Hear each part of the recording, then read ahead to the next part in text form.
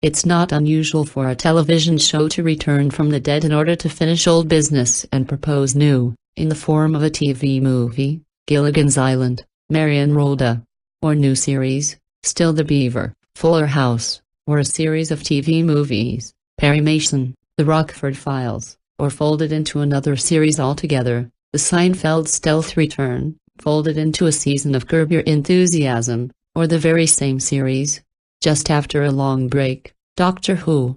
So it is with Twin Peaks, a Pacific Northwest hallucinatory soap opera that lived for 2 seasons on ABC from 1990-91, and came back to life on Showtime Sunday night. It is a splendid, focused and wholly assured resurrection whose coming had oddly been predicted at the end of the 2nd season, when Laura Palmer, Cheryl Lee, or rather her posthumous doppelganger, told FBI agent Dale Cooper, Kyle MacLachlan, that they would meet again after 25 years. That conversation is replayed at the opening of the long-belated, long-awaited new season. 18 episodes deep, it is very much the 3rd season of a TV series, and also the first full-scale dramatic work in more than a decade by Lynch, who has directed and co-written the whole thing with series co-creator Mark Frost. I suppose you could start here and get something out of it, but I would recommend going back to the beginning, because much that happens here is rooted there. You will nod approvingly. Then, at the mention of coffee and donuts and pie, and time and age are built into its bones. There is also the 1992 movie prequel, Twin Peaks, Fire Walk with Me, if you want to come to it completely prepared.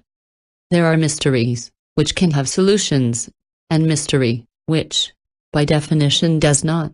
The trick of Twin Peaks was to imbue the first sort of stories with the qualities of the latter, to take what was set forth as a whodunit, who killed Laura Palmer? Billboards asked, and fill it with poetry and wonder, joy and dread, dreams and visions.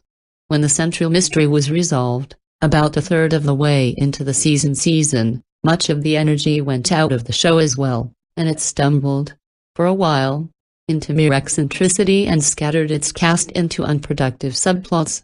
By the time it began to right itself, at the end of the 2nd season, with a Lynch-directed finale that answered little, the network had lost interest.